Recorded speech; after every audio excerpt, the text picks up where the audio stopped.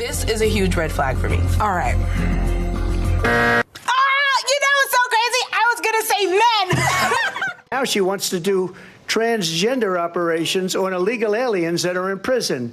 On March 28th, Lil Nas X released his third EP, Days Before Dream Boy. 2 weeks earlier, Saucy Santana released his comeback single, Bounce. Last month, underground rapper Corteza Starr walked the runway of Miu Miu's Fall 2025 ready-to-wear collection with her debut EP out on April 11th. As the United States of America plunges deeper into fascism, it's a dangerous time for the country's most marginalized identities. In hip-hop culture, despite the representative breakthroughs post the 2010s, queer hip-hop heads are accepted, but not entirely embraced.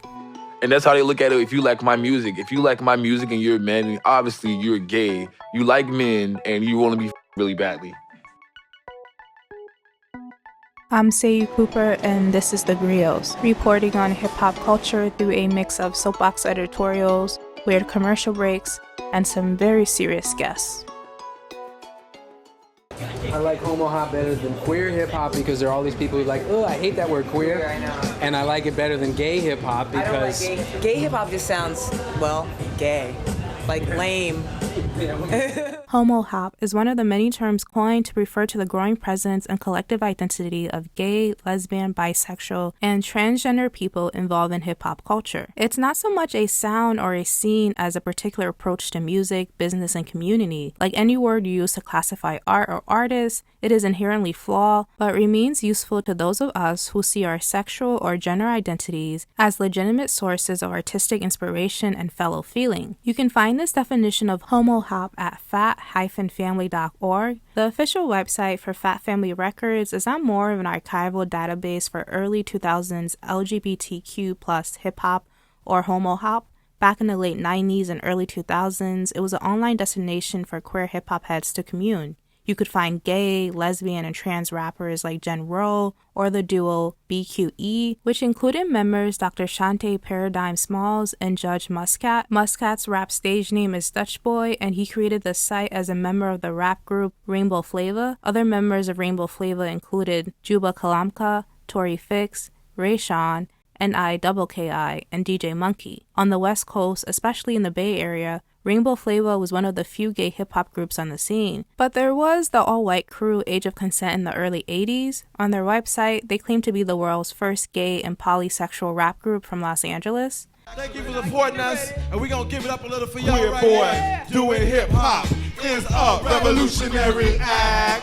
Queer girl doing hip-hop is a revolutionary act. San Francisco, since the 60s, had emerged as a mecca for LGBTQ plus Americans, but still had its shortcomings, especially when it came to queer black people. Hip-hop, since its inception, always had a fraught relationship with gender and sexuality, so its media and content by the 2000s didn't rightfully entice a lot of queer fans. The bluntness in hip-hop, for somebody that comes from a queer activism background, can be really hard to relate to, because as queer people, we've invested so much energy on the right words. Words that straight people shouldn't be using and words we should be using to reach out to each other. Hip-hop turns all that on its head, Dutch Boy said in a 2003 article by Derek Mathis. The article is about Caution, the first gay rapper signed to Kamari Simmons' record label Baby Phat. In Derek Mathis' 2003 piece, Gay Hip Hop Comes Out, there's some pushback to Caution from rappers in the homo hop movement, such as Dutch Boy. Caution's aspirations focus on commercial success compared to others in the homo hop movement who were centering queer liberation. Liberation that included theory as seen in hip-hop group Deep Dick Collective, or DDC. It was founded by Juba Kalamka and Stanford graduate PhD students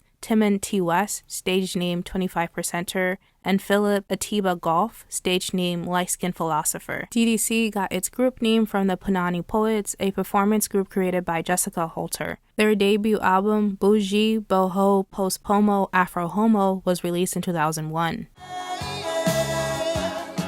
Man, just tell the truth.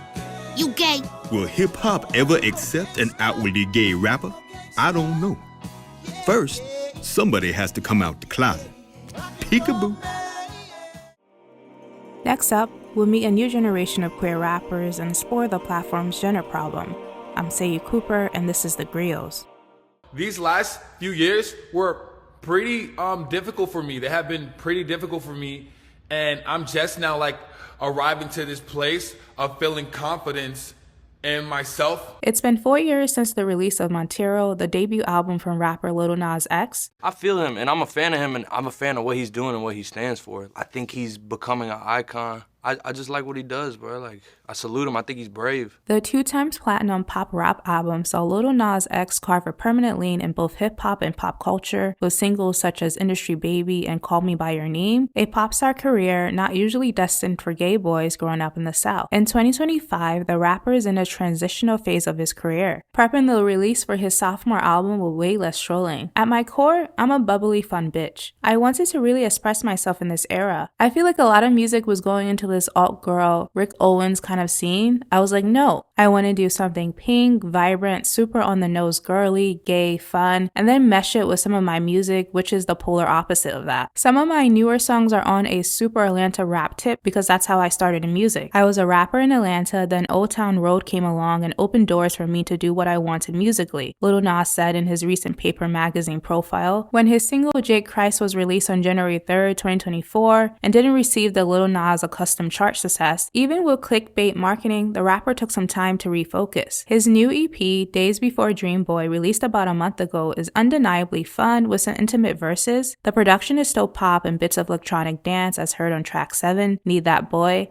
my favorite song on the tape. Other standout songs are Light Again and the Atlanta-influenced tracks Dream Boy and Swish. Mama taught me how to hustle but had to fight to survive. Speaking of 35, that nigga bought me the plug. How the gay boy on the block selling a purse full of drugs? In 2022, Saucy Santana was everywhere. Magazine profile pieces ranging from Days, Teen Vogue to Paper magazine. That year, he was even on Double XL's freshman class with Doechii, cruising up the success of viral hits Walk and Material Girl. It was refreshing to see a black man openly feminine in the culture. Yes, Frank Ocean, Tyler the Creator, and Lil Nas X were already around, but they didn't look like Saucy though. 3 years after his debut era, Santana has struggled to keep momentum in the commercial rap industry. The setbacks have been many, with some self-inflicted wounds. His frankness on social media, we all grew to love him for, caused his first major controversy when old tweets resurfaced. Tweets about Blue Ivy's hair he refused to apologize for, blaming fake woke-ass bitches. On the management side, he was signed to a record label that wasn't really into him after the initial commercial success. After a while, Santana was more known for his reality TV appearances and being Young Miami's best friend rather than music. In Q1 of 2025's rap market, Saucy Santana released Bounce on March 13 through Screamcut, a digital rights collection and administration company according to their website. Bounce is cute, but it does sound like other songs Santana has made. The issue isn't Santana's lyricism because his hooks and chorus are always on point, but more so his beat selection. At this point in his career, I wish he was more experimental with producers. No, he did not. Who started pause?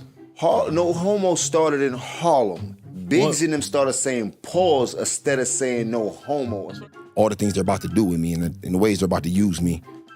So I'm like foaming at the mouth. So I'm like, that's no question. We're gonna come the way they're gonna use you. The way they're gonna use you and foam out. Yeah, and the pause game is fun. It's gonna stay, man. There's nothing wrong with it. It's fun. It's not in a way they're trying to you catch somebody talking way too spicy, gotta be held accountable for what he said. Take a look at podcasts or shows across hip-hop media platforms and you can figure out their diversity quota pretty easily. We're using podcasts and shows for our evidence because that's where mainstream hip-hop media exists, instead of older traditional journalism. Forum sites or large social media accounts are a runner-up. For these mainstream rap podcasts, the primary host and biggest marketing draw is a black male talent. This guy can range from a retired commercially successful rapper or a well-known DJ. Due to the patriarchal structure of hip-hop, these men and their voices are the loudest and most trusted in the room. If they're not solely hosting their platform, their podcast will have an ensemble cast of other black male talent. Next, you'll find 1 to 2 spots for a white guy and a non-black or Hispanic hip-hop head. They can be co-hosts or sometimes create their own rap platforms due to capitalism and hip-hop colliding. Black art that is initially ignored gets fetishized and commodified. With poor gatekeeping from the chosen black men, seedy personalities are allowed in freely. At the bottom of this employee list, someone whose presence is seen as the bare minimum check to satisfy the fourth wave of feminism is one black woman. Of course, this black woman can be highly intelligent and frequently the voice of reason on the show, but her mere employment is a diversity incentive. Like, look at us. This can't be a misogynist environment because there's a woman here too. And I will say she does have a hard time there. That's not an easy room. You know, like, I I can't imagine many women who can handle that room.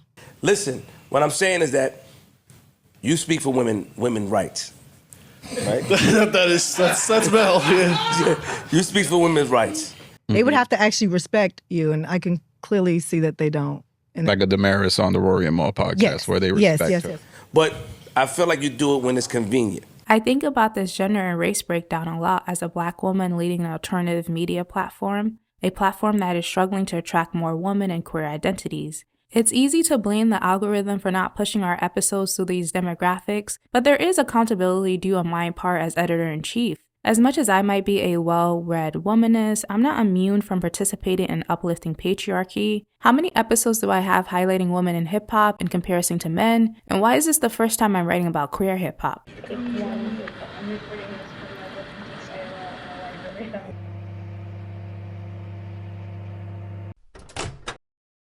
It's been a decade since Young M.A. emerged on the rap scene with her hit single Ooh in 2016. The rapper's music and identity as a mass-presenting lesbian would bridge the way for Brooklyn drill act Jen Carter. But there's always been queer women in hip-hop. Rap's current mainstream roster has a few bisexual Black women, including Megan Thee Stallion and Doechii, but Carter is a stud though, a term to describe Black mass-presenting lesbians. As of 2025, Carter is still rhyming with 41, a Brooklyn drill group consisting of other members Kyle Rich and Tata. They were nominated in 2024 for Best Group and Best New Artist at the BET Awards after the release of their mixtape 41 Whirl, not the album. If you know anything about the New York, Jersey, and Philly rap scenes, you've heard their 2023 song Bent. Keeping on par with other rap groups, hip-hop heads have chosen their favorite member, which tends to be Kyle Rich or Jen Carter, but I think all three members play their roles well. I like Jen Carter's solo work and want to hear her on bigger features like Kyle Rich's guest appearance on Megan.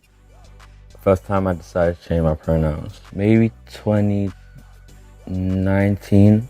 That's when I was just more public about it. I don't think it was like a thing that went public. It was more just like I understood it enough. In 2023, Black British rapper Skywater tweeted, "I'm blessed to have a support system that isn't shy to accept or ask about gender identity. To clear it up for anybody afraid of offending, identify as non-binary, plus go by any pronoun." The next year, they will release their critically acclaimed album Gigi and talk a bit about their sound for Billboard. When I was younger at least, I grew up around a lot of garage music, bassline music, drum and bass. That's what I was around when I was super young, when it came to Black dance, at least in that space in Nottingham. And then when I started traveling out here, I saw like the Philly scene, like house, the New Orleans bounce scene, and the Chicago house scene too, and just saw how Chicago paved the way for house music. And I felt there was a connection community when it comes to a lot of those scenes. It showed me how similar things can be even when they're so far away. It is radical in the hyper-masculine culture of hip-hop and rap music to be a non-binary person, but it is limited progress if the identity or representation doesn't align fully with the dismantling of patriarchy. Lil Uzi Vert uses they/them pronouns, but still assaulted their ex-girlfriend, Brittany Bird, with a firearm while she was pregnant. For Q1, Skywater released their #MIA mixtape, which stands for Manic in America.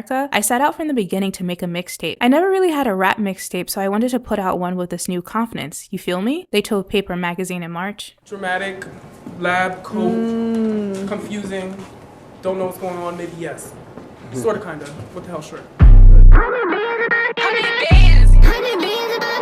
My dead name was my parents' ship name, so I switched the order and got Corteza. Also, I'm obsessed with space, so Star was a cute fit. Corteza Star said in a 2024 Days interview. Dead names refer to the assigned birth name of a transgender or non-binary person. At 19 years old, the Delaware native Corteza Star might be the first transgender rapper to properly be placed in the commercial rap industrial complex. Although activist and rapper Mickey Blanco has been around for a while, from a recent Fader interview, a part of the rollout for her debut EP, it's noted Corteza dropped out of school due to bullying and found stardom through social media. I found Corteza Star on TikTok a while ago and clicked with her sound pretty easily. Misidentify from her is track 25 on our playlist and is produced by well-known hyperpop producer Amru and DJ H. Star mixes hyperpop and the 808s bassline into songs a lot, also switching up the sound of her voice through autotune like Skywater. Her music is chaotic and weird in a good way with silly bars I catch myself rapping to a lot. 100 bands in my panties. I think it's amazing in hip-hop that we're having this moment. I think more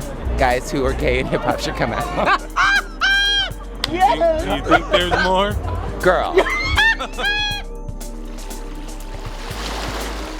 Reporting from the east coast of the American Empire, I'm Sayou Cooper, and this is The Griots. I wrote and produced this episode. Our theme song for this season is Jaws by Suzuki-san. Our Instagram and other cool stuff can be found on our website. Links are always in the description. Thank you to the ancestors. Until next time.